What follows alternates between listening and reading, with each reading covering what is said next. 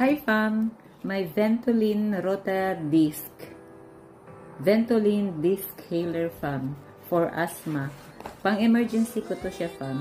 Paano siya gamitin? Ganito ang kulay fam. Ayan. Ganyan. Ganyan siya.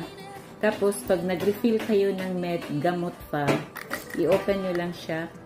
Tapos press sa gilid para lumabas. Tapos ilagay dito yung gamot. 8 pirasong gamot fam. 8 pieces. Tapos ilagay niyo siya ulit sa loob. Tapos para ma-open siya fam, ito, i-open niyo siya pataas. Ayan. Para mabutas yung gamot na sa loob.